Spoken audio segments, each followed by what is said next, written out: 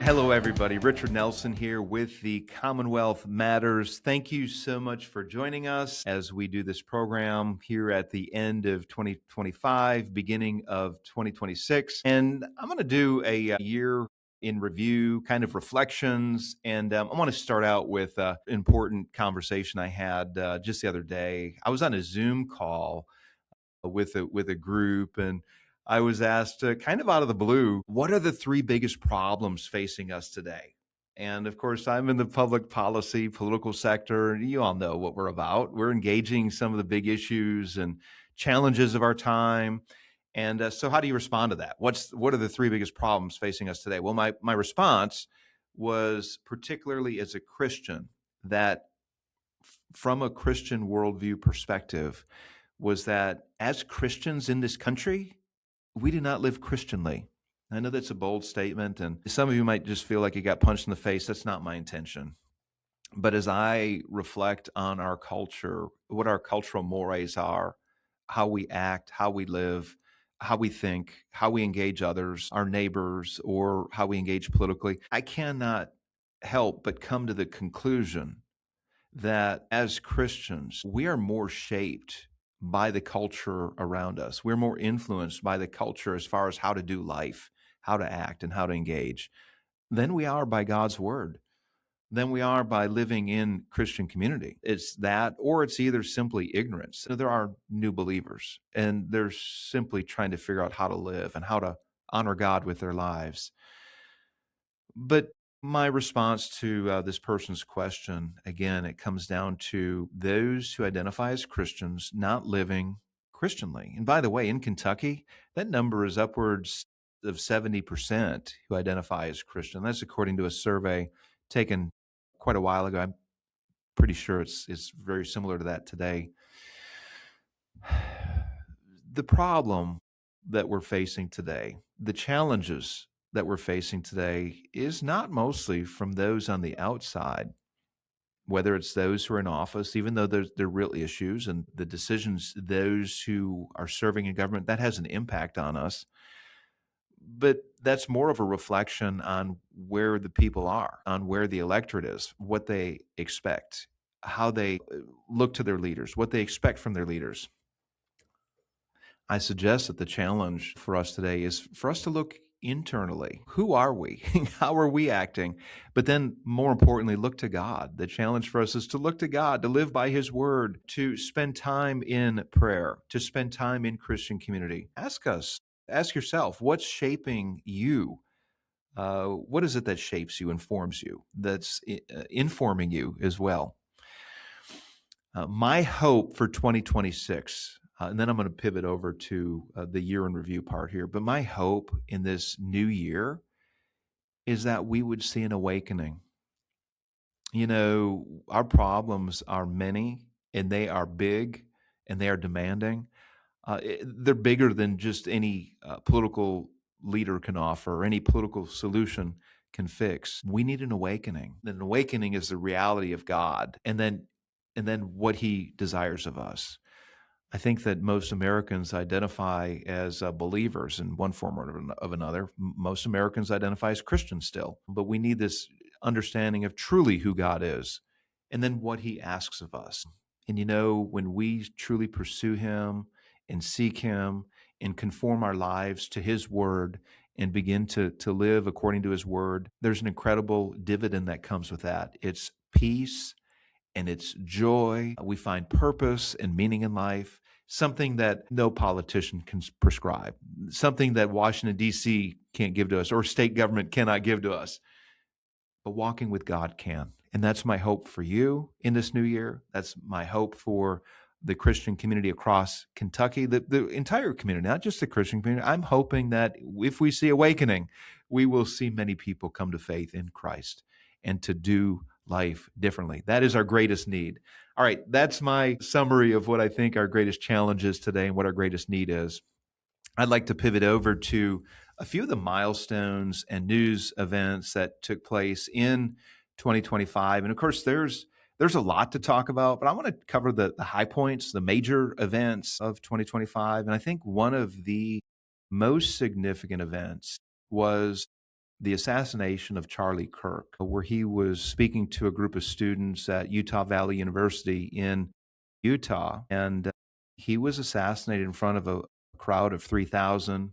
Murder was caught on video, and it was awful. This was the highest profile, what I'll call a political murder, because Charlie Kirk was a very political figure. He engaged politics from a distinctly Christian worldview and engaged conversation with those on the other side. And I would say he did it well, with grace and with care. This was the highest profile political murder, though, since 1968. And this resulted in some 90,000 people attending his memorial service.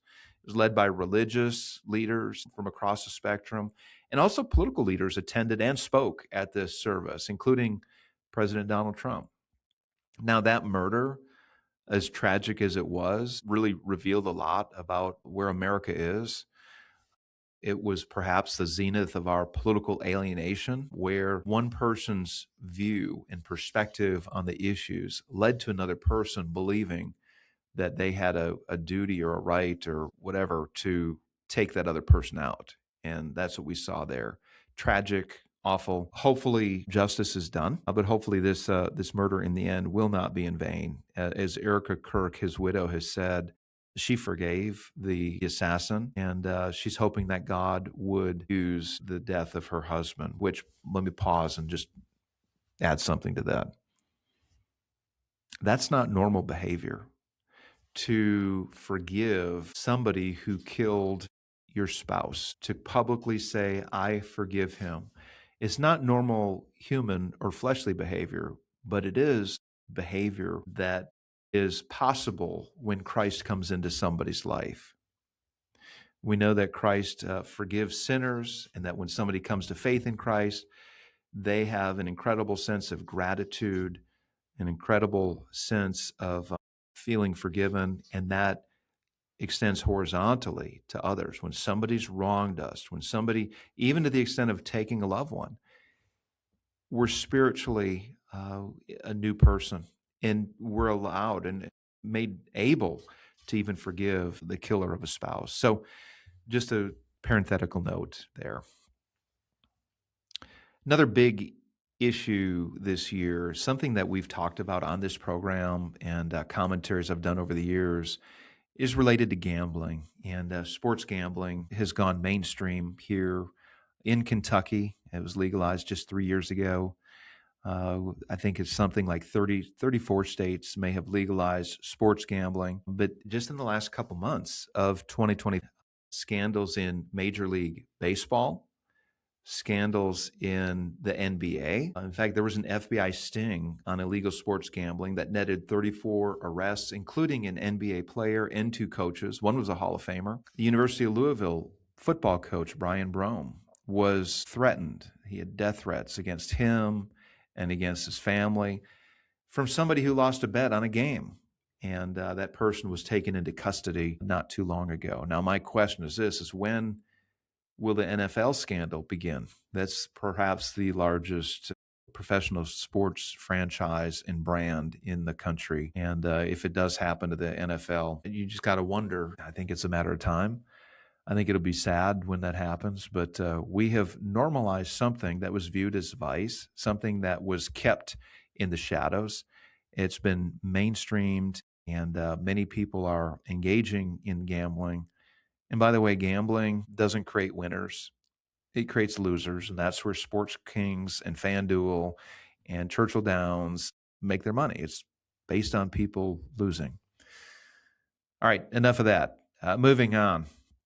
Another major story is the MAGA meltdown. Now, Donald Trump took office in January of 2025. There have been a lot of major policy changes and shifts. I would say a number of them are good, positive policy shifts. But there have been also a lot of conflict, and we're seeing perhaps the MAGA coalition peeling apart. It started early this year. I want to go back to February, March, when maybe April, when Trump's Department of Government Efficiency point man, Elon Musk, had a very public and acrimonious falling out with the president in public. And that was an early sign of the rift. And it was over not being aggressive enough in cutting wasteful government programs and spending. Marjorie Taylor Greene was in the news just a little over a month ago, where she announced that she is not running again for Congress and that she's going to vacate her office in January. Now, Marjorie Taylor Greene was one of the most outspoken supporters of President Trump, and she no longer supports him. They've had a serious falling out, and a number of reasons that I'm not going to go into. She explained it in a lengthy interview at Politico recently. Let's bring it here to Kentucky. Thomas Massie, the congressman of the 4th District, one of the most conservative members of Congress. He is a fiscal hawk. He is somebody who supports a balanced federal budget. He voted against the big, beautiful bill. He also supported a discharge petition that asked for a vote in Congress on the release of the Epstein files. And that created a huge rift with the president.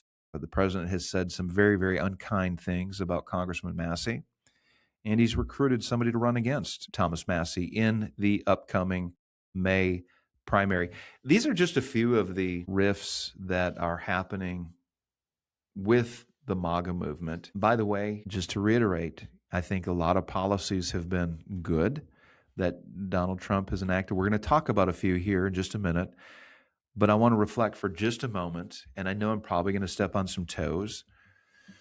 And I've had personal conversations with people over the past year or so, and really going back longer than that, as far as how to engage policy well, how to move the political needle well. And one of the principles that I have lived by here at CPC and over the years is to treat people well.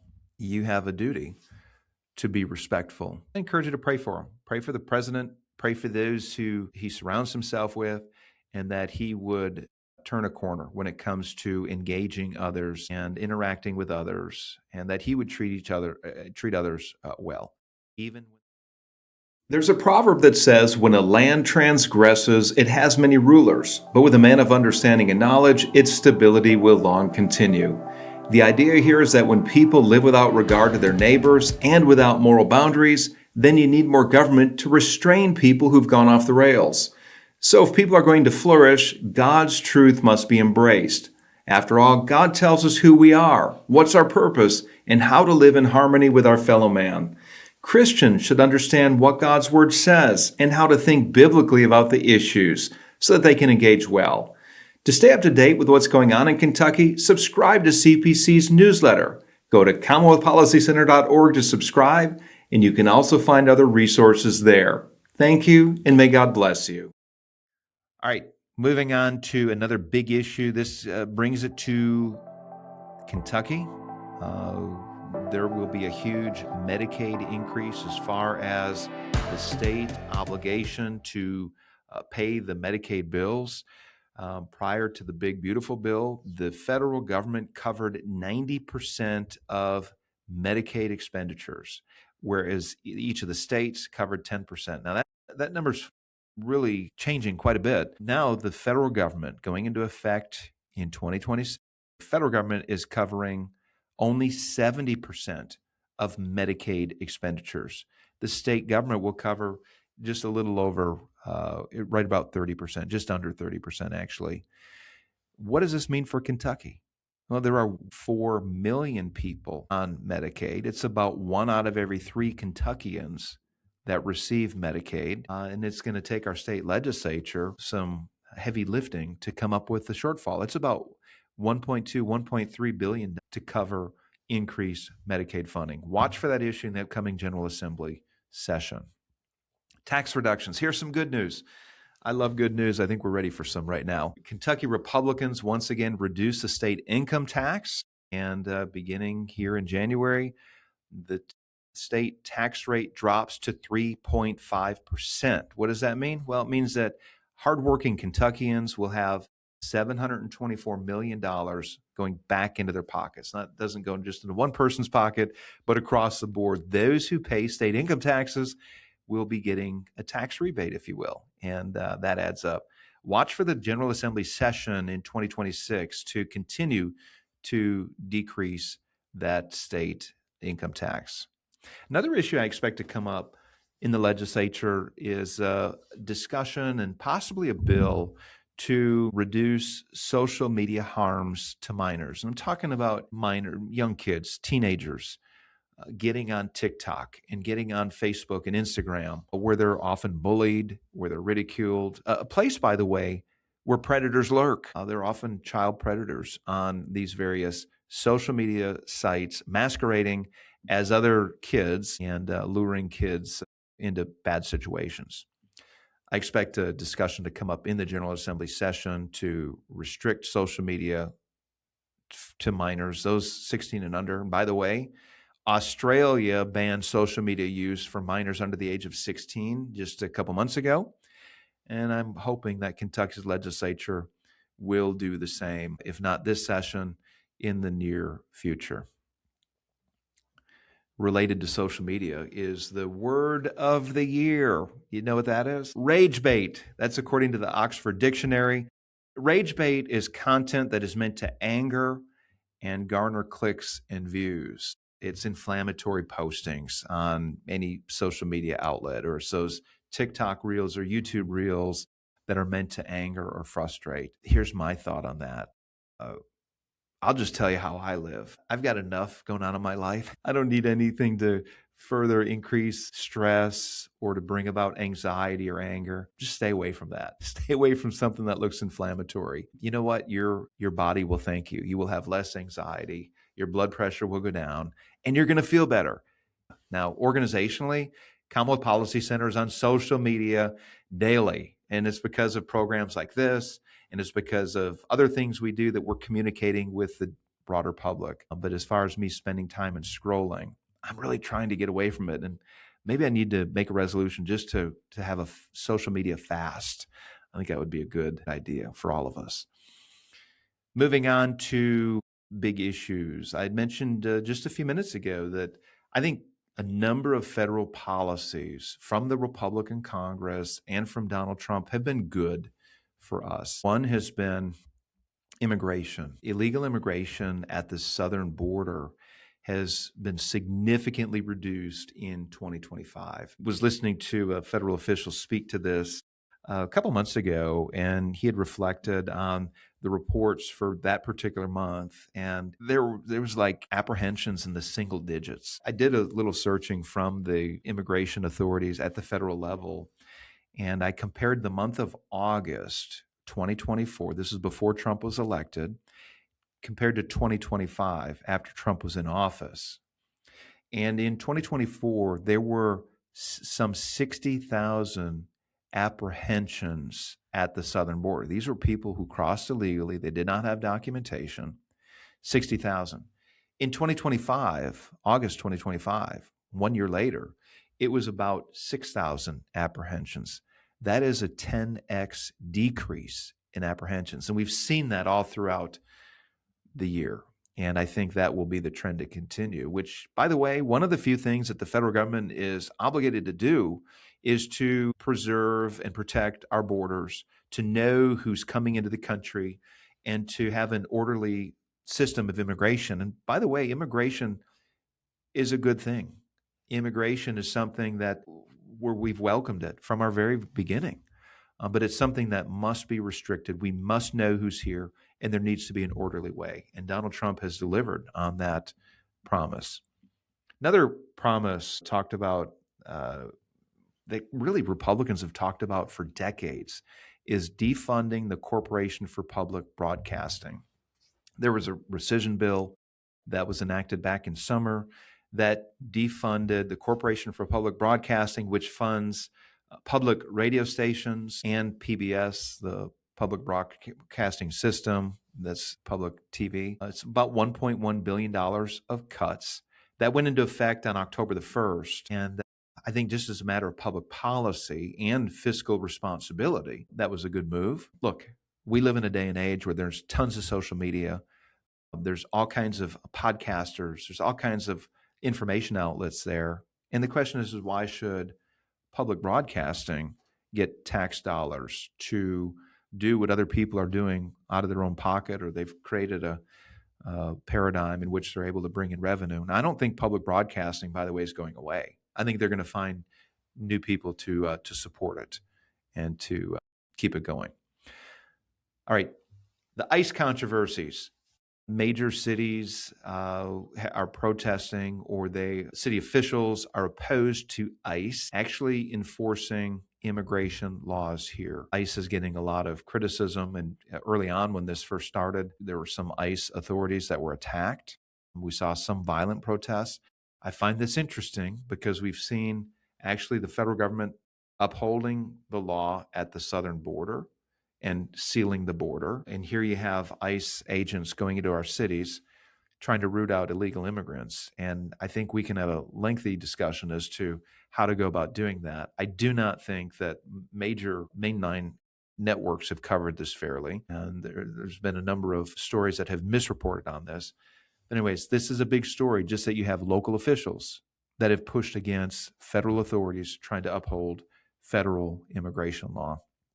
Of course, we saw No Kings protests all throughout the summers. Millions protested the Trump administration and his policies. I want to pivot to what's happening in 2026. This is our nation's 250th anniversary. Planned celebrations for July 4th promise to be grand. Trump is planning all kinds of activities in Washington, D.C., parades and events. And, it's no small feat for a nation to make it to 250 years with the same founding political documents in place. Now, we're celebrating the Declaration of Independence that was signed July 4th, 1776. We actually didn't become a nation, by the way, until 1787. That's when the U.S. Constitution was ratified by the colonies. But the Declaration marks the time that we've separated from Great Britain. The colonies insisted upon their independence. They objected to egregious abuses by King George. They cited in the Declaration a number of violations of their rights as free people. And the founding fathers who signed that document, those 56 signers, as you read in the document, they staked their lives, their fortunes, and their sacred honor on these principles that we celebrate today, these American ideals that there's a creator who endows us with rights. We have something called the laws of nature and of nature's God. This idea that every human being has dignity and value, and that the king, no matter how powerful, cannot roll over the rights of people and of lesser duly constituted governments like the colonies were. Take this opportunity, if you could, to talk to your kids and your grandkids about the great gift that we call America. Talk about some of our ideals, not just in the Declaration of Independence, but in the U.S. Constitution as well.